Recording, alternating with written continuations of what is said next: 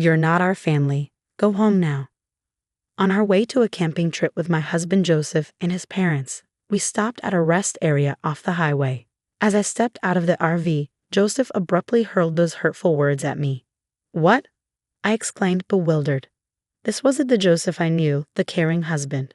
The shock on my face seemed to amuse him and his parents as they exchanged smirks, and Joseph started to drive the RV away. This couldn't be real. They wouldn't leave me stranded in the middle of nowhere. Frantically, I dialed my phone, only to be met with a stunning rebuke from my mother-in-law. "Did you honestly believe you were coming with us? How audacious of you. Don't bother calling again. I was looking forward to this trip. But we're on a one-way highway. You can't just turn back. And besides, you're not family. You're just my daughter-in-law. Know your place. We're going to enjoy ourselves without you." The call ended abruptly, leaving me staring at my phone in disbelief as the RV disappeared into the distance. The words "you're not family" pierced me to the core, aching with intensity. It was all so cruel. They had me prepare everything, only to leave me behind. Overwhelmed with bitterness and heartache, I had no option but to call a taxi and return home, feeling utterly helpless. Allison, a 31-year-old woman, had been married to her husband Joseph for 2 years. Despite her initial hesitation to live with his parents, Joseph bought a house for them, a short distance away from his parents' place. While it was a relief not to live under the same roof, Allison still faced challenges. Joseph's parents, the free-spirited, often imposed tasks on her, like sudden shopping trips or cleaning their kitchen. Despite feeling harassed at times, Joseph always apologized for his parents' behavior, urging her to endure. His parents were particular about appearances, treating Allison well in front of others. She felt pressured not to speak ill of them, fearing she'd be seen as the villain. Despite her efforts to understand them better, being left behind by Joseph during a planned camping trip was a shock she struggled to recover from. The idea of camping arose during a visit to his parents, where Allison stumbled upon a lantern in the storage room. Curious, she asked about it, sparking a conversation about camping. Excited by Allison's mention of her father's camping enthusiasm and RV ownership, Joseph suggested they go on a family camping trip. With newfound excitement, he urged Allison to rent an RV for their upcoming adventure. "My father cherishes his RV and takes care of it whenever he has free time. I'm not sure if he would lend it to us." "Now it's your job to convince him. You better beg him to lend it to us, got it?" Joseph urged when I hesitated at the sudden request. "It's our first time camping and we don't know what we need, so it would be safer to borrow your dad's RV. Besides, I want to please my parents with a fun camping trip. Please, Allison." His plea left me little choice but to agree. I rushed to my father's place and explained the situation. To my surprise, he readily agreed. "Really? Is it okay?" I asked in disbelief. "Of course. I thought you would refuse because you always polish and take care of it in your spare time. If it's for you, Allison, I'm happy to lend it, and I'm touched by your desire to please Joseph's parents. So take this whole set of camping gear so you can enjoy your first camping trip. If you're a beginner, this would be good," my father said, selecting easy-to-use equipment for beginners while explaining various things. I was thrilled to see how much my father cared for me, and it warmed my heart deeply. Perhaps this camping trip could serve as a bridge to bring me closer to my in-laws. "All right, I'll work hard to prepare," I assured my father gratefully. I went ahead and reserved a campground equipped with power facilities, along with a nearby hot spring for added relaxation. When I shared the news with my husband and in-laws, they were overjoyed. "We're so lucky to have you, Allison. I'm so excited. I can't wait." "I'm glad you're happy," Joseph exclaimed, his enthusiasm infectious. On the day of our trip, I climbed into the RV driven by Joseph, brimming with excitement. As we hit the highway, heading towards the campground, my anticipation soared. But soon enough, my mother-in-law's demanding nature resurfaced. "Joseph, I'm thirsty. Can we stop at the interchange on our way?" she requested. "Mom, I brought some drinks. You can pick one from here," Joseph replied, trying to accommodate her needs.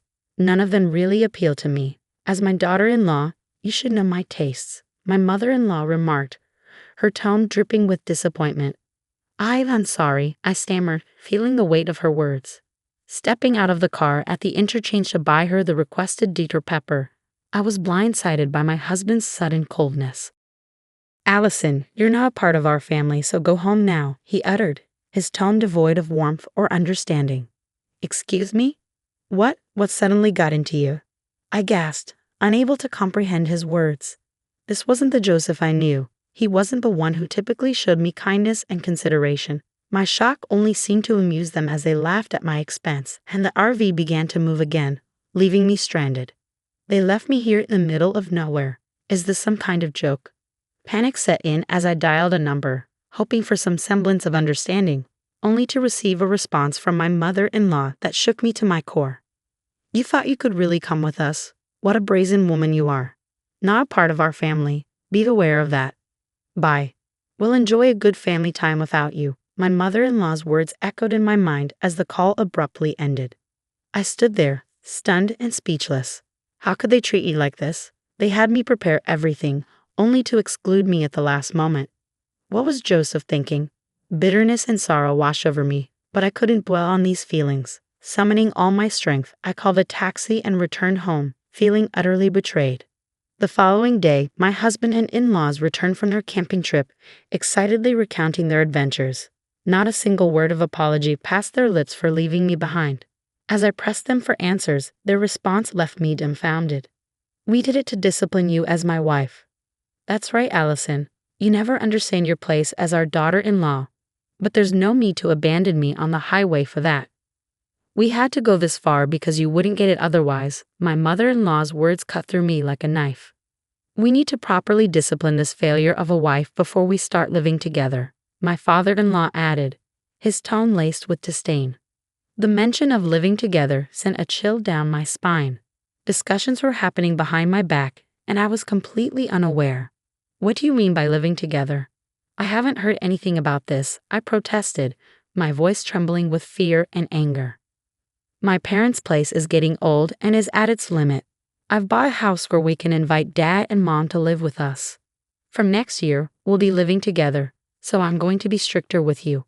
Be prepared, Joseph declared, his words hitting me like a ton of bricks. Was this his true intention all along? Deciding such a major thing without consulting me at all. I was stunned, feeling utterly betrayed. My anger was overshadowed by a sense of powerlessness as I realized my voice meant nothing to them. And to add insult to injury, after borrowing the RV, they didn't even bother to refill the gas or thank my father. Allison, why are you just standing around?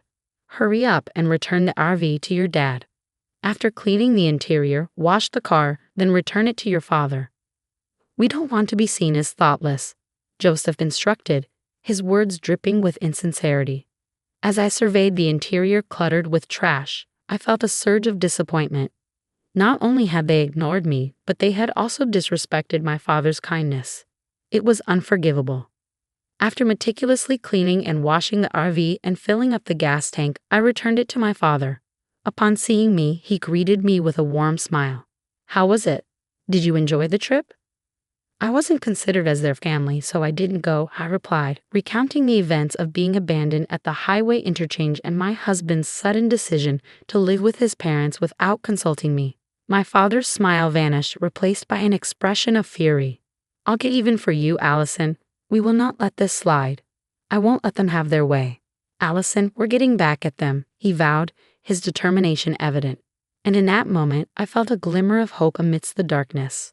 With my father's wisdom guiding me, I returned to my in-laws' house where my husband and his parents were still basking in the excitement of the previous day's events. Keeping my emotions carefully hidden behind a light smile, I addressed them in a gentle tone. There's an even more amazing place than where we went yesterday. The autumn leaves are stunning right now. How about we go on a full-scale camping trip instead of staying in an RV? We could pitch a tent, enjoy a barbecue, and soak in the breathtaking scenery. At night, the sky is filled with stars.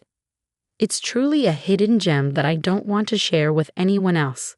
Can I come too to fulfill my role as your wife? That sounds wonderful. It's going to be so much fun. Since it's in a secluded area, I'll drive, my husband eagerly agreed. As my wife and our daughter-in-law, of course, you should join us. My in-laws chimed in with equal enthusiasm. We decided to go camping again the following weekend. As always, they left all the preparation to me, their demands for discipline growing more incessant each day. But I had my secret plan in motion, meticulously arranging for my revenge. And when the day of our trip arrived, I borrowed an RV from my father, drove to a remote campsite, and watched with satisfaction as my husband and in-laws thrilled at the adventure ahead. "Wow, it's like a private site," they exclaimed, eagerly exploring the new environment. "We'll go for a walk and enjoy the scenery, Allison." "Stow our tent, understood." "Enjoy your walk," my husband instructed before they set off, leaving me to prepare the camp. "Come on, let's go quickly," I urged, bidding them farewell and then setting to work on the campsite. About 30 minutes later, my husband called in a panic. "What, you're lost. I can't find your dad's RV. I'm on my way home with it." "What? What do you mean?" I asked, bewildered. "Don't worry," was his cryptic reply. Unbeknownst to them, I had left only the bare minimum for them to enjoy a real camping experience, a plan devised by my father. He had suggested they experience wild camping, where they would have to fend for themselves, akin to living on a deserted island rather than a convenient camping site with all amenities. "You better set up your tent early and look for wood to start your fire. I know you guys have no lighter, so you'll have to start the fire yourself. I've left the pot so you can at least cook rice," my father had advised, ensuring they faced the challenges of nature head-on. "You left us behind. You were the ones who said that I, as a wife, wasn't part of the family and shouldn't go camping with you guys. So I took you up to the campsite and tearfully went home. That's what you wanted to do, right?" I stated calmly, hitting them with my logic. My husband was momentarily silenced by my words. "Enjoy camping with just your family," I added before hanging up. But my husband's rage erupted, and he began yelling at me. "Don't be ridiculous. If you don't come back now, I'll get a divorce from you." "All right, let's get divorced. You'll regret saying that." Being abandoned on the highway, finding my father's cherished RV filled with trash. "I've had enough of living with your parents, who do nothing but disrespect me, and you're the ones who will regret it. Stupid woman," I retorted, utterly disgusted by his behavior. He abruptly hung up, leaving me seething with anger. Although I was nearby, I lost all will to go pick them up. After a while, I received another call from my husband. His tone had completely changed, and I could hear his confusion and trembling voice over the phone. I can't set up the tent no matter what. It's starting to rain and my parents are getting angry at me. It's getting cold too. What should I do?" It's cold," regretting already. "Why don't you look up how to set up a tent on YouTube?" I suggested, trying to offer a solution. "Forget the tent. My father pulled it too hard and ripped it apart, Allison. You've had your fun. Now fix your attitude and come pick us up," my husband snapped, his frustration evident. "I'm not coming. If you walk for about an hour, you'll reach a broad road. If you're not going to camp, then come down here with your stuff," I replied firmly, refusing to bend to his demands. "What? Just because I'm asking you nicely doesn't mean you can get all high and mighty," he retorted, revealing his true nature. Any lingering feelings I had for him had completely cooled. All I could do was sigh. "Screw this. I'm going to dump all this useless stuff. Just wait till we get home," he muttered angrily before ending the call. "Someone owns that place. It's private property. If you dump anything here, you'll be sued for illegal dumping, you know. There's a sign there that clearly states no littering," I warned, trying to reason with my husband. "I don't care," he replied, his tone firm and unyielding. It was clear he didn't believe I was serious about the divorce. I had to make him understand the gravity of the situation. "After the divorce, I'll be demanding compensation for the emotional distress from all the harassment you've done to me," I asserted, my voice steady and resolute. "What? The divorce? Is it? I'm serious," he stammered, finally realizing the seriousness of my words. Our conversation from the time I was left behind on the highway is recorded on my dad's RV's dash cam, so you can't deny it. Not just that, I've also recorded the conversations when you were harassing me afterwards, I stated firmly, laying out the evidence. "Let's calm down.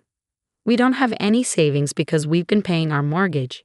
If you leave, I won't have anyone to cook and clean for us, which will be a problem." "You should think before you speak," my husband pleaded, trying to appeal to practical concerns. "I'm not your maid. If you don't agree to the divorce, I'll take it to court. It's going to become a big deal, and everyone in the family will know," I asserted, refusing to be swayed by his attempts to guilt-trip me. My husband, usually so conscious of others' judgment, fell silent, seemingly at a loss for words. In the background, I could hear his parents fussing, but their opinions no longer held any weight for me. After that, my husband attempted to say something with a preface of but then the call abruptly cut off. Soon after, I started receiving multiple calls from my in-laws, but I ignored them completely. After a while, the calls stopped ringing, indicating their phones must have died from a lack of battery. My father's revenge plan was a resounding success. As I made my way home, I picked up the divorce papers, filled them out, and left them on the table before returning to the comforting embrace of my childhood home, where my kind father awaited me.